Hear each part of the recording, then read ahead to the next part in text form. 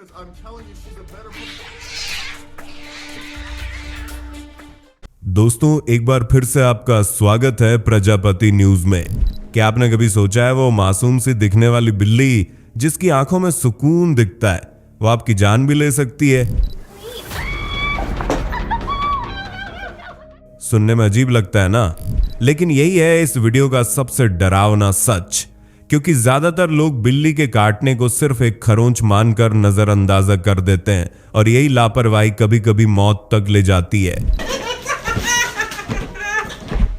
आप सोच भी नहीं सकते कि उस छोटे से काटने में कितनी खामोशियों से मौत छिपी होती है। एक ऐसा इन्फेक्शन जो बिना दिखे आपके खून में उतर जाता है, आपके नसों में फैलता है और फिर दिमाग तक पहुंच जाता है।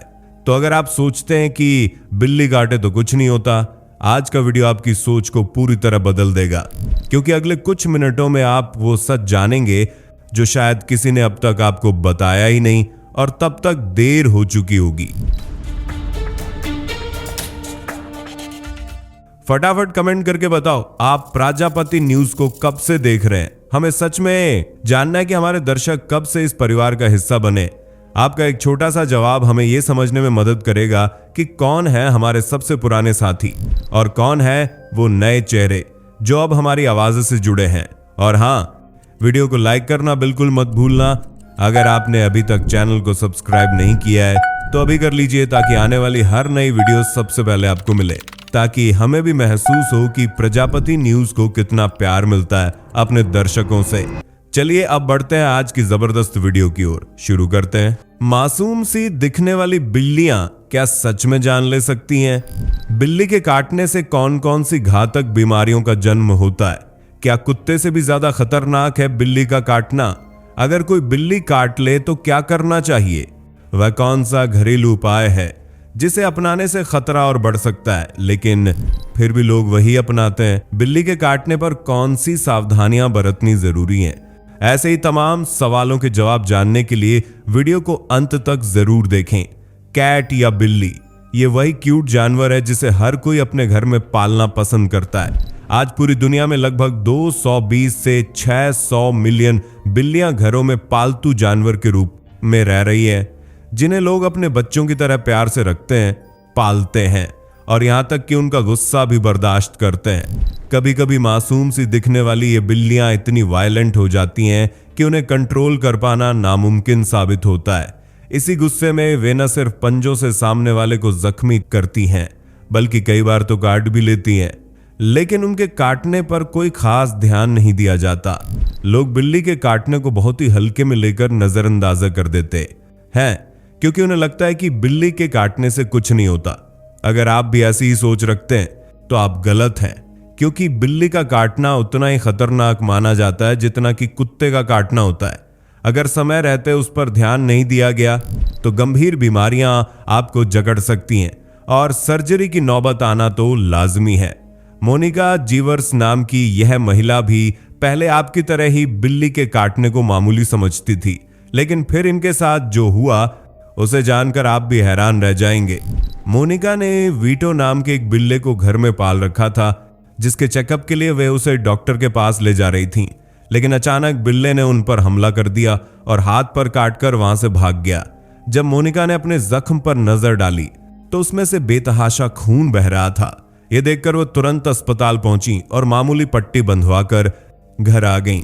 वह बिल्कुल नॉर्मल थीं, मानो उनके साथ कुछ हुआ ही ना हो। लेकिन रात में अचानक उनके हाथ में भयानक दर्द होना शुरू हो गया। उसे कम करने के लिए उन्होंने कई पेन किलर ली, लेकिन कोई फायदा नहीं हुआ। यह दर्द इतना असहनीय था कि मोनिका ने पहले कभी ऐसा महसूस नहीं किया था। इसलिए वह सुबह होते ही तुरंत डॉक्टर के पास पहुंची।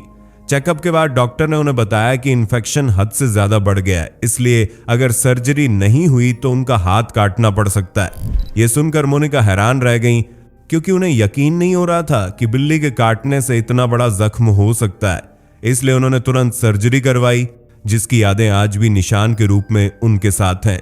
इससे आप समझ गए होंगे कि बिल्ली का काटा कितना ज्यादा खतरनाक होता है, इसलिए इसे नजरअंदाजा करना बिल्कुल भी ठीक नहीं है और ना था ही घरेलू उपाय करने की जरूरत है, क्योंकि इससे जख्म और ज्यादा गहरा हो सकता है। जी हां, अक्सर देखा गया है कि जब भी घर में किसी को बिल्ली काटती है तो ज्यादातर महिलाएं मरीज को डॉक्टर के पास ले जाने के बजाय घर में ही उसका उपचार करने लगती हैं। वे उसके जख्म पर लाल मिर्च लगा देती हैं, जो इतनी दर्दनाक होती है कि मरीज तिलमिला उठता है। लेकिन फिर भी महिलाएं या घर की बुजुर्ग औरतें उसे ये कहकर शांत कर देती हैं कि इससे घाव आगे नहीं फैलेगा। कुछ महिलाएं गेरू का भी इस्तेमाल करती हैं, जो बिल्कुल भी सही या फायदेमंद नहीं है। कुछ लोग जख्म पर साबुन भी लगा लेते हैं और उसे जोर से रगड़ते हैं, क्योंकि उन्हें लगता है कि जितना ज्यादा साबुन जख्म पर रगड़ा जाएगा उतना ही वह जल्दी ठीक होगा। लेकिन होता बिल्कुल उल्टा है।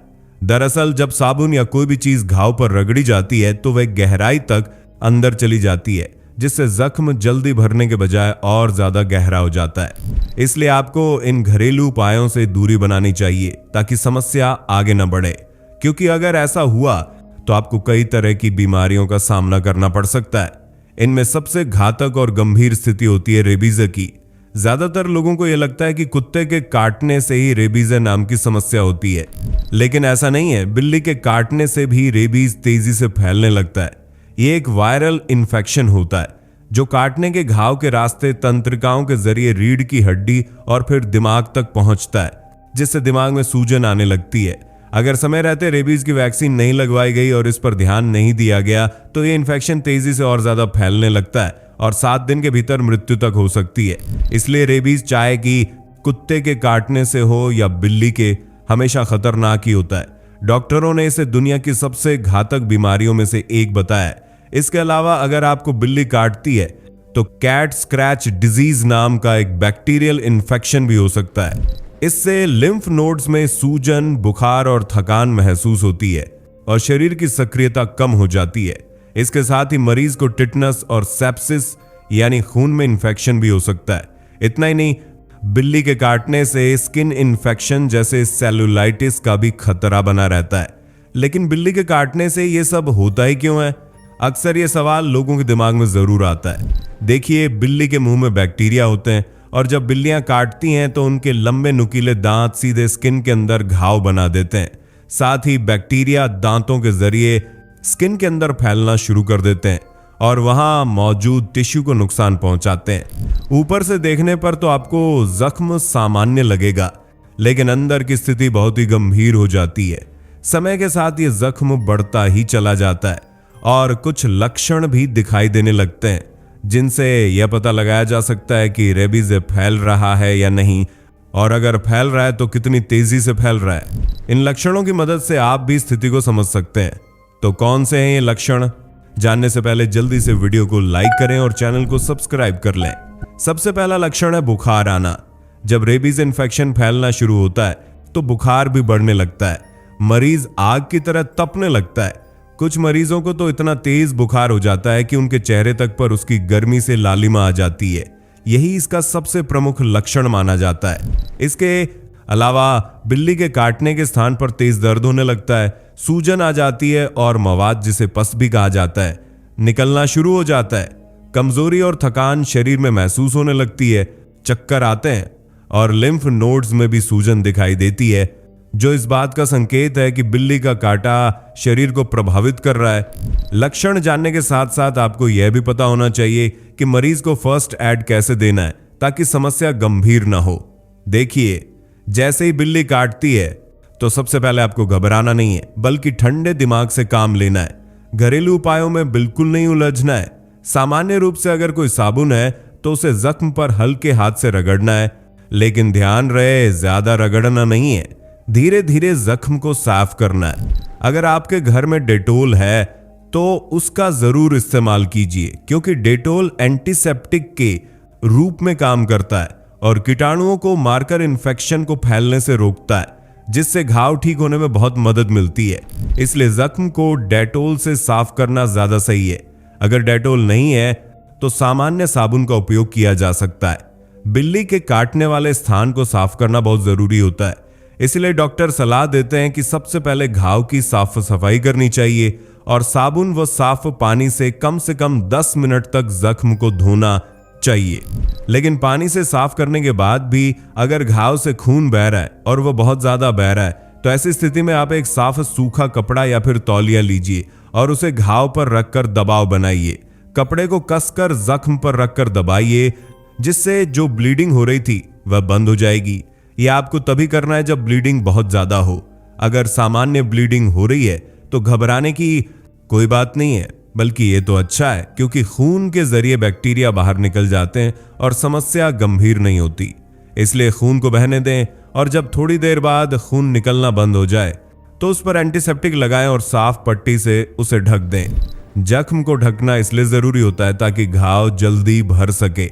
जब घाव को खुला छोड़ दिया जाता है तो जो नई बनने वाली कोशिकाएं होती हैं वे हवा के संपर्क में आने से सूख सकती हैं, और जब ये सेल्स ही सूख जाती हैं तो घाव बहुत धीमी गति से भरता है। इसलिए जख्म को ढककर रखना महत्वपूर्ण है। इसका एक फायदा यह भी है कि धूल, मिट्टी और हवा में मौजूद गंदगी या कण जख्म को नुकसान नहीं पहुंचा पाते। लेकिन यह सब प्राथमिक उपचार करने के बाद आपको घर पर नहीं बैठना है, बल्कि जल्द से जल्द नजदीकी डॉक्टर के पास जाना है ताकि वे आपकी स्थिति देखकर सही उपचार दे सकें। यह सिर्फ फर्स्ट एड है, जिसकी मदद से स्थिति को गंभीर होने से बचाया जा सकता है। असली इलाज तो डॉक्टर ही करता है। डॉक्टर के पास जाते वक्त आपको एक बात का बहुत ध्यान रखना है, जो घाव है उसे नीचे लटका कर नहीं रखना है। जैसे मान लीजिए बिल्ली ने आपके हाथ पर काटा है तो आपको अपना हाथ नीचे लटका कर नहीं, बल्कि ऊपर दिल की तरफ रखना है, क्योंकि अगर आप हाथ लटका कर जाएंगे तो ब्लड सर्कुलेशन ज्यादा होगा, जिससे ब्लीडिंग के चांस भी बढ़ जाएंगे। जब आप अस्पताल पहुंचेंगे तो आपको रेबीज की वैक्सीन जरूर लगाई जाएगी। डॉक्टर आपको एंटीबायोटिक देंगे और अगर दर्द बहुत ज्यादा है तो पेन किलर्स भी दी जाएंगी। बता दें, रेबीज के 5 टीके लगाए जाते हैं। अगर पहले से रेबीज का टीका लग चुका है तो फिर केवल 2 टीके ही लगाए जाएंगे। लेकिन इन टीकों को लगवाने में किसी भी तरह की लापरवाही बिल्कुल ना करें, क्योंकि ऐसा करना आपके लिए जानलेवा साबित हो सकता है। इसलिए डॉक्टर जितनी भी वैक्सीन लगाने की सलाह देते हैं और जो भी एंटी रेबीज वैक्सीन का चक्र होता है उसे जरूर फॉलो करें, फिर चाहे जख्म गहरा हो या हल्का। इलाज के अलावा भी आपको कुछ बातों का ध्यान रखना है ताकि जख्म नासूर न बने। सबसे पहले, बिना डॉक्टर की सलाह के किसी भी घरेलू उपाय का इस्तेमाल बिल्कुल न करें। इसके अलावा घाव को धोए बिना एंटीसेप्टिक न लगाएं और दर्द को अनदेखा बिल्कुल न करें। साथ ही काटने के बाद जख्म को तुरंत ढकें। ये सभी बातें आपके लिए बेहद फायदेमंद साबित होंगी। तो उम्मीद करते हैं कि आपको हमारी यह ज्ञानवर्धक वीडियो पसंद आई होगी। वैसे क्या आप भी बिल्ली के काटने को सामान्य मानते थे? अपना जवाब कमेंट में जरूर बताइएगा। अगर वीडियो पसंद आई हो तो उसे लाइक और शेयर करें। साथ ही चैनल से जुड़े रहने के लिए चैनल को सब्सक्राइब करें और बेल आइकन को प्रेस कर लें। धन्यवाद। दोस्तों, आपकी स्क्रीन पे 2 और वीडियोस दिख रही हैं, जिसे देखने के लिए आप इस स्क्रीन पर क्लिक करें। दोनों देखिएगा, बहुत अच्छी वीडियो बनी है।